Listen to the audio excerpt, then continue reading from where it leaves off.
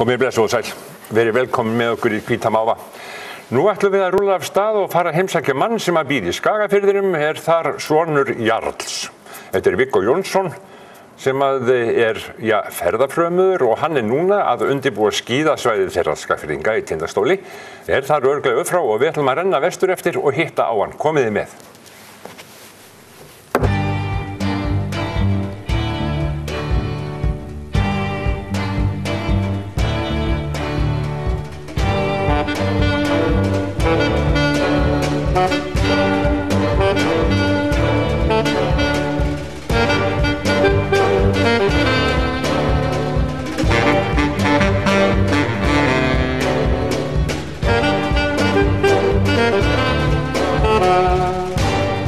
Viggo, þá ég kominn. Nú get ég ekki sagt eins og í þættunum hjá mér heima á Akureyri velkominn, en ég vona að ég sé velkominn. Já, ég get sagt velkominn allavega. Já, þakka fyrir það. Bíður eftir vetrinum? Já, ég held að sé nú með þessa skíðamenn og þetta fólk sem að stjórna þessum skíðasvæðum. Ég held að sé nú þannig að þó maður sé orðinn þreyttur og lúinn á vorin að ég held að maður alltaf ef maður jafn glaður þegar það fer að snjóa og maður getur farið að hreyfa þessi tæki og koma í gang og svoleiðis nokkuð. Þannig að þú bíður eftir vetrinum? Já, það má eiginlega segja það. Hvernig var þetta á sama tíma í fyrra? Var kominn snjór? Það var kominn snjór, já. Það var kominn snjór í fyrra. Ég man eftir í einu sinni hérna, þá vorum við, það eru 3 ár síðan, það eru 5 ár síðan, þá opnuðum við hérna 31. október. Þannig að hérna, þetta er einhver klikkun Það er alltaf ákveðin samkeppni með skíðasvæðana fyrir norðan. Hvert að opna fyrst. Já. Og það heldur mönnum á tánum Það er bara hérna, þú getur ekkert gefið í neitt með það, þú að opna fyrstur.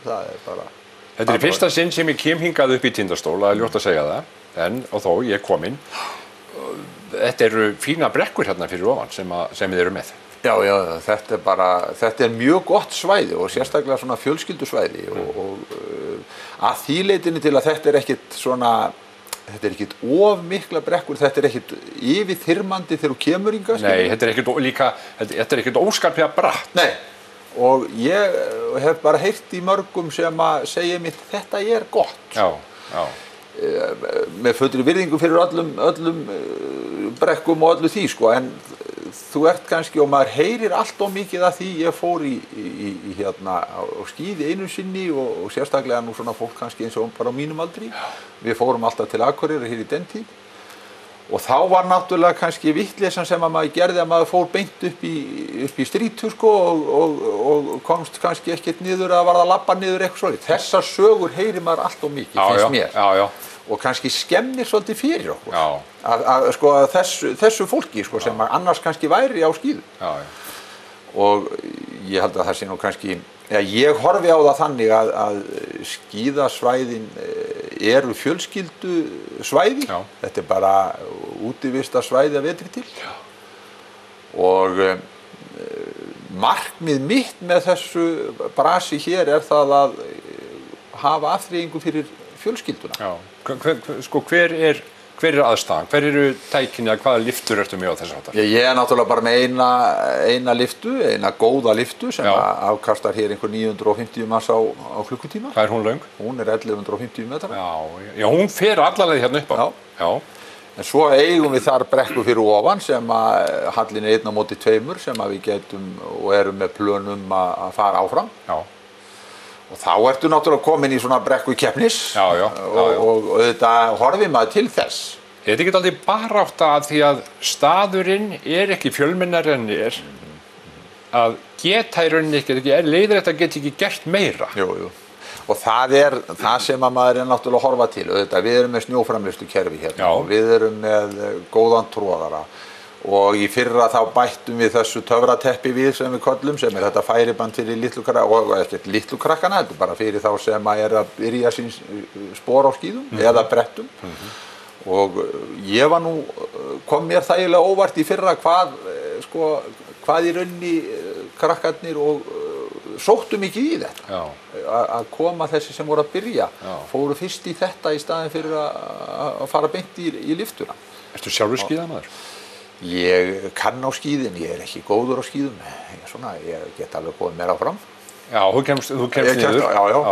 Og ég held að hafi nú einmitt, ég man nú ekki hvort að, ég held að hafi verið þú sem spurði mig að því einhvern tímann í útvarpsviðtali hvort að ég hefði prófað bretti og þá hafði ég ekki prófað bretti, svo ég fór í það verkefni. Þú hefur prófað bretti? Ég hefur prófað bretti. Já, og? Já, það gekk bara fínt. Já. En þegar þau eru með opið hérna og þá kannski ekki síst sko eftir áramótin farið að birta, kyrrara veður og svona, fáið þið fasta gesti sko sem er ekki héðan af Sauðárkróki eða af svæðinu?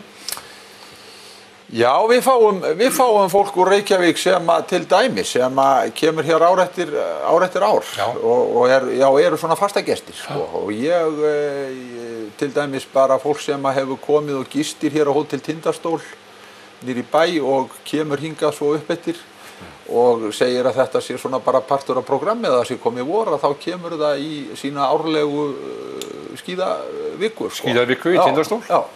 Og það er svolítið svona kitlar mann líka sko, að fá þetta fólk. Já.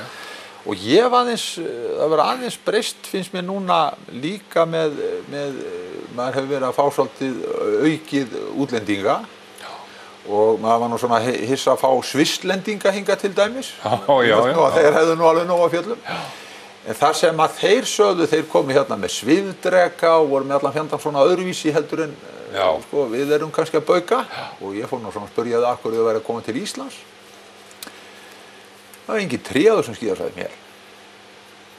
Þau hafa útsýni og þau sjá landslag. Allt í kringum sig. Já. Eins og maður sér hérna til þeim eitthvað skaplega falleg. Já, og svo fóru þeir, ég meina þeir fóru hér á svifdrekan og þeir lentu niður í bæ, sko, bara á íþróttavellin, niður á Krók, sko. Já. Þannig að það var svona, þetta er svona öðruvísi. Já. Hvaðan ertu? Ég er nú Skagfirðingur í húð og hár, er frá Fagranesi á Reykjaströnd, uppalinn þar í stórum systkinahóp. Pabbi og mamma skildu þegar við vorum bara púkar og pabbi gifti svo aftur og á 5 börn með seinni konunni sinni sem er nú látin reyndar en mamma gifti svo líka aftur og hún á 4 börn með sínum manni og þannig að við erum saman 14 sko. Þetta er einhver smá hópur. Já, 13 systkini. Já, búa þau þá ekki bara út um allt land? Jú, já, það er nú mörg hér og svo er í Reykjavík nokkur. Já. En hefur alltaf búið hér? Alltaf búið hér á Króknum, já. Frá því ég fór að búa, ég hef náttúrulega fór suður til náms og búin að vinna svo sem út um allt land. Var að vinna hjá Rafmagnsveitum ríkisins og þá náttúrulega vann maður í þessum byggðalínuflokkum sem kallaðir voru þá og þá náttúrulega kynntist maður landinu. Já. Og ég hefði ekki viljað missa þeim þætti í lífinu, það var mjög gaman. Já, það eru hraustri kallar sem eru því. Já, það voru heljamenni sem voru með manni. Kallaðir úr til vestuveðrum. Já. Það var virkilega skemmtilegu tími. Já, þannig að þú hefur verið hér, þú hefur gengið í skóla hér? Ég fór hér í Fjölbrautaskólann. Ég var nú í heimavist sko alla mína hundstíð sko. Það var svo skrítið með það að okkur krökkunum var keyrt af Reykjaströndinni í gegnum Krókinn og fram í Varmahlíð. Og þar vorum við heimavist frá 8 ára aldri og heimavistin byrjaði niður í Lauftúni þarna sem er þarna rétt fyrir neðan Varmahlíð. Já, niður á flöttinni. Já. Það var fyrstu heimavistar árin mín, sko, 8 ára gamall. 8 ára í heimavist? Já, ekkert kjaftaði með það. Þetta er bara svo í Bretlandi? Já, þannig, þess vegna er maður svona kleikaður eins og maður er, sko. En hvað hafði svoleiðis að segja fyrir svona ung börn? Það var bara gaman maður, það var bara ævintýri. Já. Það er nú margir að segja við mann, sko, þetta sé nú rugl, sko, með þessi heimavistir, sko. Já.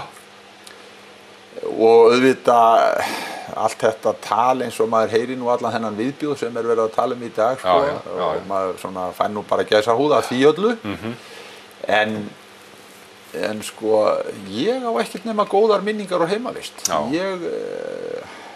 Ég var hérna, mér fannst gaman í heimavistinni. Það var mikil ævintýri, þarna var Húseyjarkvíslinn og það var skógurinn og útiveran og krakkarnir. Þetta var, ég fann aldrei til neinnar hérna. Og engin heimþrá? Nei.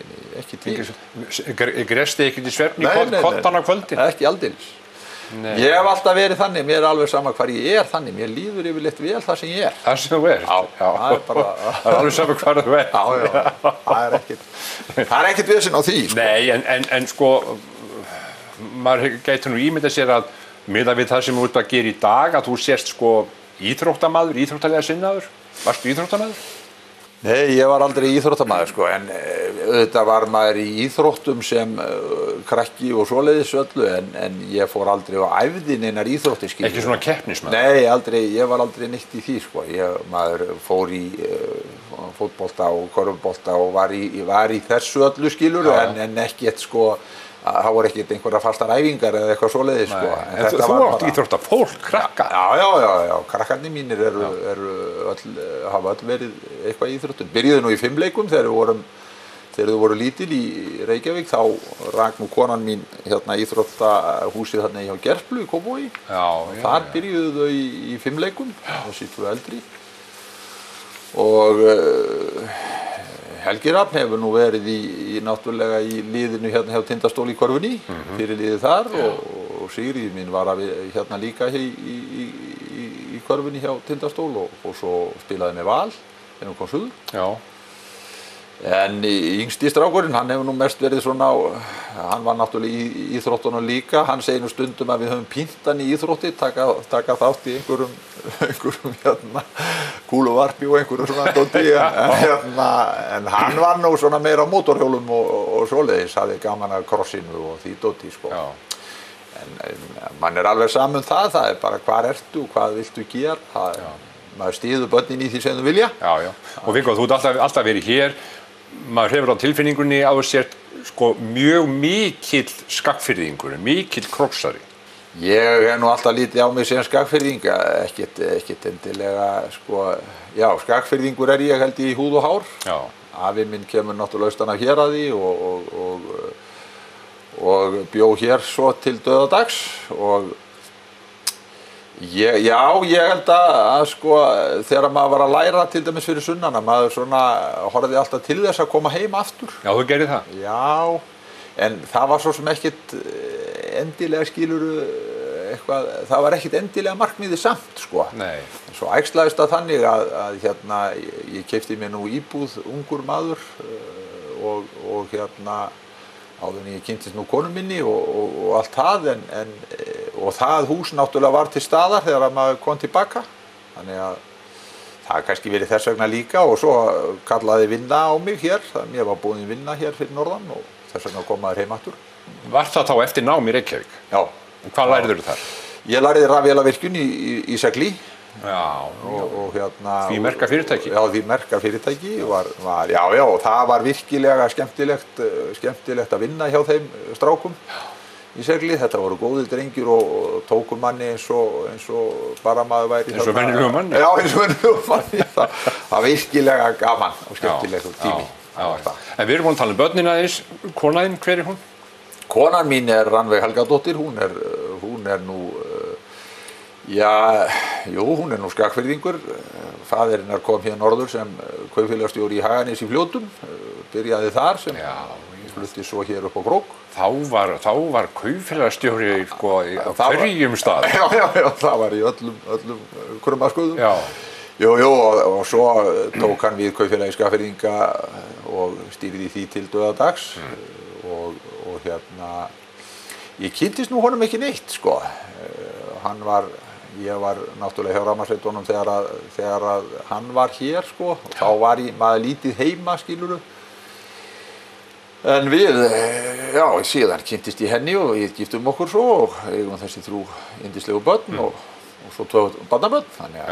Já, þú tón afi? Já. Já, sko minn. Hvernig finnst þér það? Það er æðislegt. En finnst þér þú ekkert hafa elst við það að vera afi eða kannski bara þroskast? Bara þroskast, ekkert elst við það sko. Nei, maður horfir á þetta, maður tekur náttúrulega bara hverju verkefni fyrir sig sko. Já. Það er bara þannig. Já, verkefni, hvað þá um það? Vegna þess að ég spurði sko, að þú er svo mikil skagfirðingur, þú hefur verið í pólitíkin líka. Já, Hvað litur? Það var einmitt þegar Hvað litur er það? Það grænn. Ég framsóknarmaður í húð og hár. Ertu framsóknarmaður í húð og hár? Nei, þannig var nú að ég ætlaði nú alls ekki í pólitík og það var einmitt þegar ég flutti norður, þegar ég var búinn í skólanum að það var hvað, 89, þá vorum við bara nýkomin hérna og þá voru kosningar þarna 89 og ég asnaðist til þess að segja já við því sem ég kannski hefði betur látið sagt nei við. Já, sagt nei við. Það er eins og alltaf öll vitleysa sem maður gerir. En ég fór í það og var með 4 ár í politíkinni og hætti svo og hérna byrjaði svo aftur fyrir bráðum að vera 6 árum. Já, er það. Tókstu pásu og fórst aftur. Já, fór aftur. Og af hverju fórstu aftur? Já, það er nú eins og menn segja, það var leitað til mín. Já. Það var skorað á mig. Já, það var skorað á mig. Já. Ég hef fengið fjöldatölu. Fjöldatölu, já, það var ekki póstar. En jú, það var hérna, það var beðin að koma í þetta og lagt að manni og auðvitað er það þannig sko, þegar menn nú að bölva pólitíkinu og sérstaklega pólitíkusum og öllu þessu skiluru. En hvað er pólitík sko? Pólitík er náttúrulega ekkert annað en, ég meina, þú færð verkefni upp í hendunar eins og þú þarft að stýra sveitarfélagi. Já, já. Og ég tek við skattpeningunum þínum og ég á að deila þeim út. Já. Og þetta er ekkert annað heldur en, þú ert að deila út fé og þú þarft að taka ákvarðanir og standa og falla með því sem að þér er falið. Aha. Hvort sem að það heitir nú að skera niður skólan hér eða skólan þar.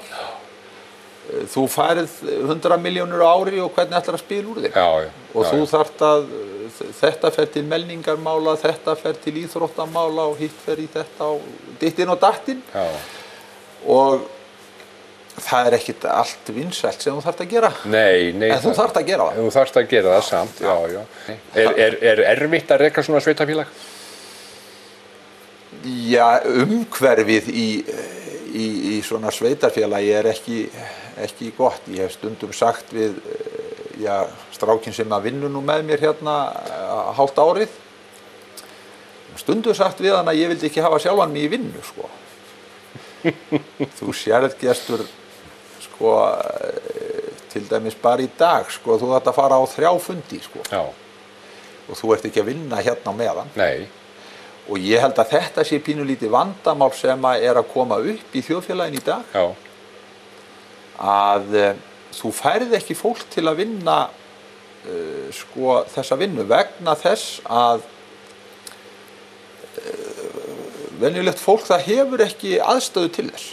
Nei. Þú veist, þetta voru náttúrulega prestar og opinberir starfsmenn í den tíð, sko. En það vantaði bóndan og það vantaði þann sem var á sjónum og það vantaði pípulagningamanninn og það vantaði rafvirkjan. Já. Og kannski prestinn og kaupfélagsstjórann. Þú veist, breytina úr samfélagi. Já. Og ég held að þetta verði einsleitt þegar þetta er bara orðið opinberir starfsmenn sem eru að vinna í pólitíkinu. Já. En Viggo, snúum okkar kannski öðru. Nú erum við búin að tala pínlítið bæjarmálinu og veturinn og allt það. Þú segist vinna, þú sést í rauninni í vinnu hér allt árið, en þú ert nú tengdur öðru heldur en því líka. Þú ert tengdur inn á sjóinn líka. Já, ég hef... Já, það eru 5 ár síðan að við tókum við fyrirtæki af föður mínum sem voru með þessar Drangajarferðir. Já. Og þá leigði ég sem sagt... Þú segir við, hver er við? Það er ég og sonur minn og fjölskyldur okkar, konan mín og konan hans. Já. Og þá fórum við fórum í þessa ferðamennsku. Það er þá vetrar ferðamennskan og svo sumar ferðamennskan líka. Já, aldrei frí. Aldrei fríður. Og við erum búin að vera með þetta núna síðan 2011. Já, hvernig gengur? Það hefur bara gengið vel. Þetta hefur vaxið og dafnað og hefur bara, gengið vonum framar má segja. Og ertu ekki að fara með fólk í Drangey? Ég er að fara með fólk í Drangey og Helgi Rafn hefur þá verið leiðsögumaður. Hann er nú svona, já, ég hef stýrt bátnum og það og Helgi hefur leiðsagt meyjuna. Já. Þannig að, og svo höfum við náttúrulega svona, ég hef hlaupið með honum líka upp þegar þannig viðrar og þannig hópar, þá hefur maður svona farið. Ég hef nú aldrei komið í Drangey, sko. Já, það næsta viðtal sem verður dregið þar. En hérna, erfitt að koma svona upp? Nei, það ekkert erfitt. Við erum með kaðla þarna upp sem þú styðst við og þetta er ekkert heldur en bara ganga eins og að ganga á fjöll, skilurðu. Þetta er bara, þarf að fara með sínum hraða og allt það. Þú ferð ekkert með einhverju látum. Er þetta ekki dálítið, sko, bæði skemmtilegt og merkilegt, sko, að ganga svona inn í söguna? Jú. Þessa Grettis-sögu og allt þetta sem að tengist þessu. Þetta er í rauninni, sko, þegar þú kemur fram að eigi, þá er þetta svona, þegar maður fer með þetta, hvort sem það er nú útlendingar eða Íslendingar, að þegar þú kemur undir bjargið, skilurðu, ef þú ert í þok og rigningu, ég tala nú ekki um það, hvað verður ofboðslega lítill og vesældarlegur þarna. En að koma svo inn í söguna, ég meina, þú hefur lesið sögur fólk sem fór til eyjar, lent í hruni, kom ýmislegt fyrir og vita, ég meina, pabbi minn er náttúrulega búinn að vera þarna í 60 ár við Drangey og maður er náttúrulega búinn að heyra allar þessar sögur, svona stórkallarlegar sögur, það kvöld í bátnum þeir voru að fara í land og það var svona allur fjandinn sem að hefur gerst, sko. Og svo náttúrulega Grettis-sagan sem slík líka, sko, og segja hana og kannski spekulir í henni, hvernig hún er skrifuð. Þetta er mjög merkilegt. Já, ég get ímyndað mér það. Og svo líka bara þetta dýralíf, allt sem að þarna er. Já, fyrir utan það. En lundin sem slíkur er gríðarlegt aðdráttarafl fyrir útlendinga. Við áttum okkur ekkert á þessu. Nei, það er nákvæmlega málið, sko. Og þetta náttúrulega, maður drap þennan lunda bara eins og þú veist, er búinn að gera það í rúm 30 ára að drepa lunda og maður spekuleraði ekkert í þessu, sko. Nei. Maður er náttúrulega búinn að veiða hann að lunda síðan að maður fór að veiða. Já. Og þetta var eitthvað sem að maður velti ekkert fyrir sér þannig, sko. Nei, þetta var bara fugl í matinn. Já, þetta var bara fugl í matinn, sko. En veiðirðu eitthvað meira? Já, ég hef náttúrulega, maður hefur verið náttúrulega á skittir í alla sína hérna. Ferðu á rjúpu hérna í fjöllunum? Já, ég hef farið í rjúpu en ekki, það er ekki þannig að maður sé í því, skilur hérna, bíði eftir rjúpnaveiðitímann. Nei. Nei, en ég hef verið á svartuglaveiði og ég hef farið í hreindýr og svoleiðis. Þú ert nú óttalegur útivistarkall. Ég er náttúrulega bara villimaður, sko, þú veist. Já, það er hérna, ég hef bara gaman að lífinu, það er bara þannig. Er þetta ekki bara uppeldið? Ég meina, þú færir svona uppeldið og náttúrulega er svona sterk í þér og... Já, ég veit ekki hvað það er. Það er bara eitthvað í genónum, held ég. Er þetta ekki bara frummaðurinn? Þetta er frummaðurinn, hann býr á Sauðárkróki. Þú ert sáttur á króknum? Ég er mjög sáttur í Skagafirði. Já. Mér finnst hér gott að búa. Hér erum við með allt sem við þurfum, skilurðu. Þú veist, samfélagið sem þú býr til og ert hluti af, og af því við töluðum pólitíkina áðan, sko, hvernig viltu hafa þitt samfélag? Og ef þér er annt samfélagið þitt, þá þarftu að vera tilbúin til þess að vinna fyrir það. Og þetta skíðasvæði er þannig, sumir taka fyrir golfvöll, aðrir taka fyrir reiðvöll, aðrir taka fyrir frjálsíþróttavöll, sumir taka fyrir skotsvæði, svo eru menn í sínum business í öllu sem að mönnum dettur í hug. Þeir eru að selja fuglaskoðun eða hestbak eða hvað sem það er, skilurðu. Þetta er náttúrulega bara partur af samfélaginu. Leikfélagið er einn hlutinn og svona má lengi telja, skilurðu. Ég heyri það. Þú veist, það eru einhverjir sem hafa áhuga á mótorkrossi og þeir fara í það að byggja mótorkrossbraut, skilurðu. Já. Og það eru aðrir sem hafa áhuga á sundlaug. Þau berjast fyrir því að það sé byggð sundlaug, skilurðu. Og hérna, þannig að sko samfélagið þitt þú getur bæði látið samfélagið móta þig og svo getur mótað samfélagið. Ef, mér sko, miðað við það sem þú ert að segja, þá hafið þið allt hérna til staðar. Ef þú þarft að fara eitthvað eða þið þurfið að fara eitthvað til viðskipta eða til læknis eða eitthvað, farið þið til Reykjavíkur eða farið þið til Akureyrar? Við förum hvort tveggja. Við hérna, og það nú, þú veist hvernig þetta er þessi hreppapólitík hérna mikil fyrir norðan og til dæmis þessi hreppapólitík milli Akureyringa og Skagfirðinga, þú veist nú hvernig það sko, að Skagfirðingar eru náttúrulega miklu betri heldur Neyfirðingar, þú hefur heyrt þetta allt saman. En hérna, vinir mínir í Eyjafirði, þeir verða ekki sterkari heldur en baklendir Nei. Og það þannig sem við þurfum að hugsa, held ég, svona, þú veist bara, við sameinaðir sko stöndum hér sko. Því að það hægt að reikna allan andskotan út. Þú getur alveg reiknað það út að það borgir sig ekki að búa í Skagafirði. Þú getur reiknað það út að það borgir sig ekki að búa á landsbyggðinni. Þú veist, menn geta reiknað allan andskotan út, en ef við ætlum að hafa þá byggðapólitíka að búa á þessum stöðum, þá við líka að gera það og við að þora að segja það og segja það. Við ljúkum þessu svona, en ég þarf samt að fá mynda þér. Yes. Viggo Jónsson, takk fyrir það.